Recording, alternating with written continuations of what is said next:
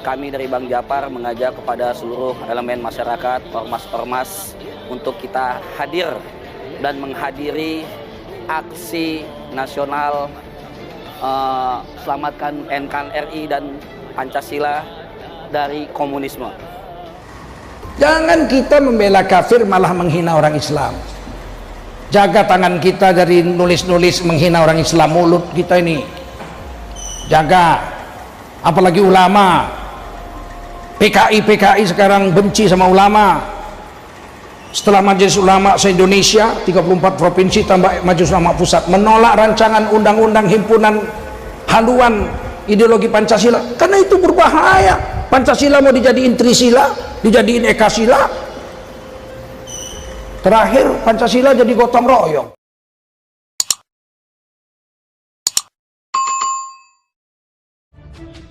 Fahira Idris mengatakan, publik harus tetap kritisi RUU BPIP, jangan lengah. Kontroversi rancangan undang-undang haluan ideologi Pancasila belum sepenuhnya selesai dengan putusan pemerintah dan DPR yang sepakat untuk menunda pembahasan RUU tersebut. Sebab ternyata ada kesepakatan lain antara pemerintah dengan DPR terkait RUU itu. Pemerintah dan DPR sepakat mengubah pembahasan RUU HIP menjadi RUU BPIP. Perubahan ini terkesan dipaksakan karena RUU BPIP hanya memuat ketentuan tentang tugas, fungsi, wewenang, dan struktur kelembagaan BPIP yang payung hukumnya bisa diatur setingkat peraturan presiden atau perpres tak perlu undang-undang. Menurut anggota DPR RI, Fahira Idris, walau judul RUU HIP diubah menjadi RUU BPIP dan substansinya sudah berbeda, publik diharapkan tetap mengawal dan mengkritisi RUU BPIP. Bahkan, meski pemerintah maupun DPR telah menyatakan substansi RUU BPIP jauh berbeda dengan RUU HIP karena antara lain tidak lagi membahas pasal-pasal kontroversial seperti penafsiran filsafat dan sejarah Pancasila dan lainnya, publik diminta tidak lengah.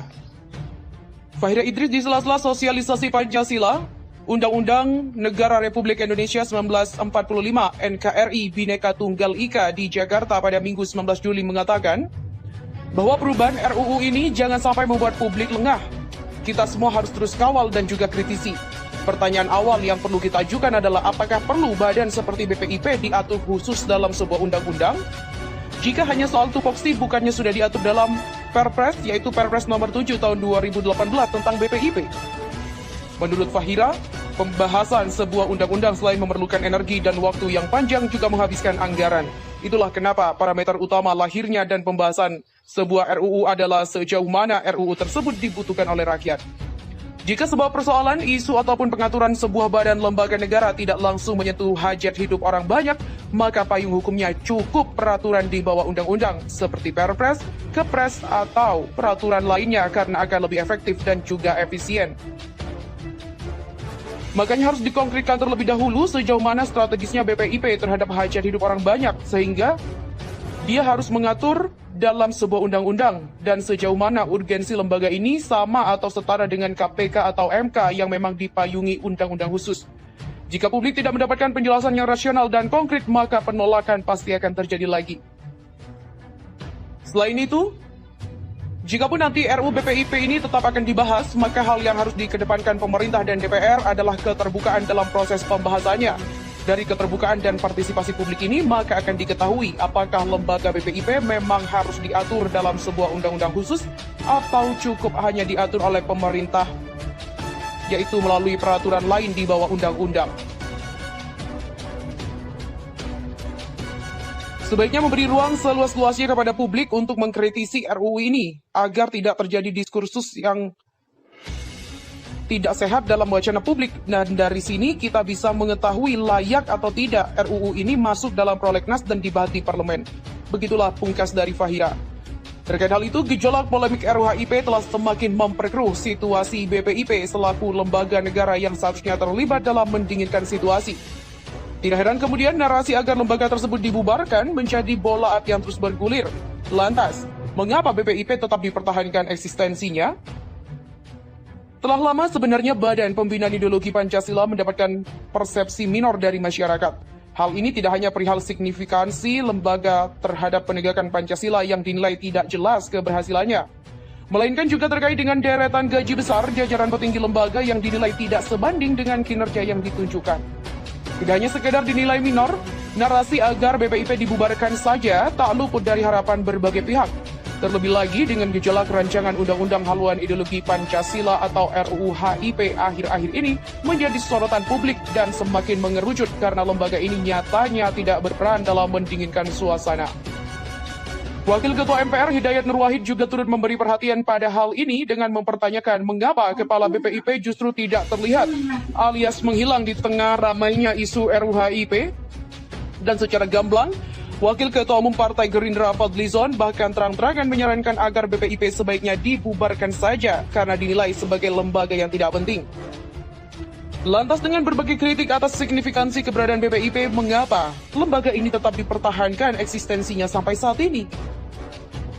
Sementara itu, Pancasila sebagai pengikat. Bagi mereka yang menggunakan perspektif politik realis seperti dalam buku Niccolo Machiavelli yang berjudul The Prince, mungkin akan menyimpulkan bahwa BPIP tetap dipertahankan karena dijadikan sebagai lumbung pendapatan bagi pihak tertentu. Hal itu misalnya dilihat dari besarnya gaji Ketua Dewan Pengarah BPIP yang mencapai 112 juta rupiah. Begitupun dengan desas-desus yang menyebutkan bahwa lembaga ini banyak menyerap kader partai tertentu. Akan tetapi, apabila kita melepaskan diri dari perspektif semacam itu, terdapat alasan yang begitu mendalam terkait mengapa BPIP tetap dan harus dipertahankan. Pada 1 Juni 2016 lalu, Menko Polhukam Mahfud MD memberikan orasi yang menekankan bahwa Indonesia yang berisi beragam suku bangsa dapat tetap bersatu karena memiliki Pancasila. Pernyataan tersebut, seperti yang diketahui, mendapatkan berbagai reaksi sinis pada saat itu. Dan tidak sedikit yang menuding bahwa itu adalah pernyataan yang terlalu tinggi menaksir value dari Pancasila. Akan tetapi, apabila dilihat dari perspektif yang lebih dalam, misalnya filsafat bahasa, pernyataan Mahfud tersebut tampaknya merupakan jawaban yang tepat. Bagi mereka yang mengikuti diskursus postmodernisme, tentu menyadari bahwa persoalan diversitas budaya dan bahasa menjadi jantung penekanan pembahasan. Melihat sejarah dan pemetaan pedagoginya, postmodernisme sendiri adalah respon, reaksi, ataupun kritik atas tradisi pemikiran modern yang masih membayangkan suatu rasionalitas ideal. Tradisi modern dalam filsafat barat sendiri disebut dimulai sejak filsuf Prancis René Descartes menetapkan cogito ergo sum sebagai basis epistemologi dan sekaligus menandai perpindahan bayangan ideal dari Tuhan ke rasionalitas manusia.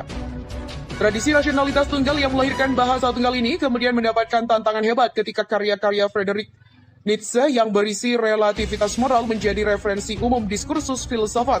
Kemudian dengan terbitnya Philosophical Investigation dari Ludwig menandai linguistic turn atau belokan linguistik dalam epistemologi barat yang memberi afirmasi atas diversitas budaya dan juga bahasa.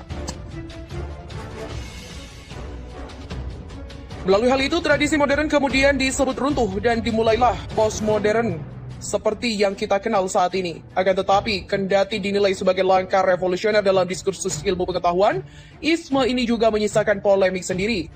Dengan adanya promosi atas relativitas budaya dan bahasa, pembahasan terkait apa itu kebenaran atau pemersatu antar budaya dan bahasa menjadi masalah tersendiri. Dan singkatnya, jika diversitas budaya dan bahasa diakui, bahkan dinilai relatif, lantas bagaimana budaya dan bahasa tersebut berdialog atau menentukan kebenaran? Masalah ini sebenarnya telah dijawab oleh Wittgenstein dan juga Philosophical Investigation ketika membahas mengenai language game dan permainan bahasa.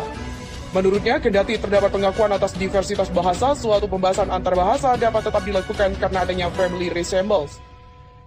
Family resemblance adalah konsep yang dalam menerangkan perihal terhadap dan juga terdapat titik temu yang membuat antar bahasa dapat berdialog atau membentuk kesepahaman. Contohnya, katakanlah terdapat 4 bahasa berbeda yang memiliki penjabaran berbagai dan juga berbeda terhadap berbagai hal. Meskipun keempatnya memiliki penjabaran yang berbeda, keadilan, namun yang keempat bahasa tersebut memiliki konsep tentang keadilan dan memahami bahwa keadilan itu ada. Inilah yang disebut dengan family resemblance.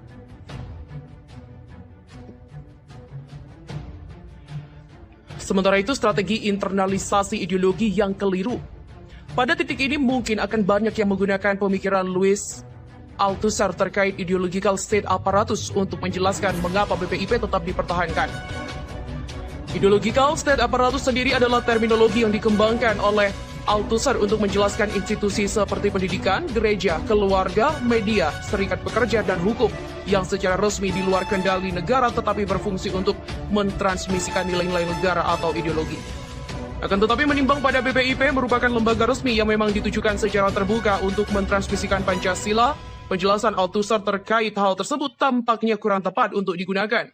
Dan di sini mungkin lebih tepat BPIP disebut sebagai repressive state apparatus yang disebut Althusser sebagai lembaga resmi yang berhubungan dengan negara seperti tentara. Akan tetapi,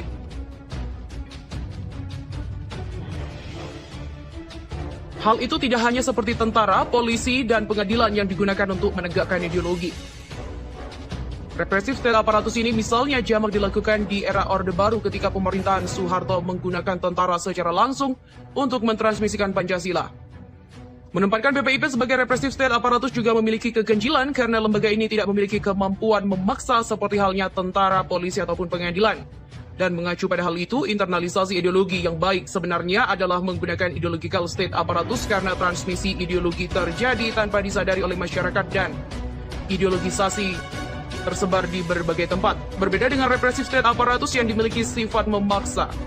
Ideologisasi semacam ini umumnya dapat menciptakan resistensi karena masyarakat tidak menyukai pemaksaan.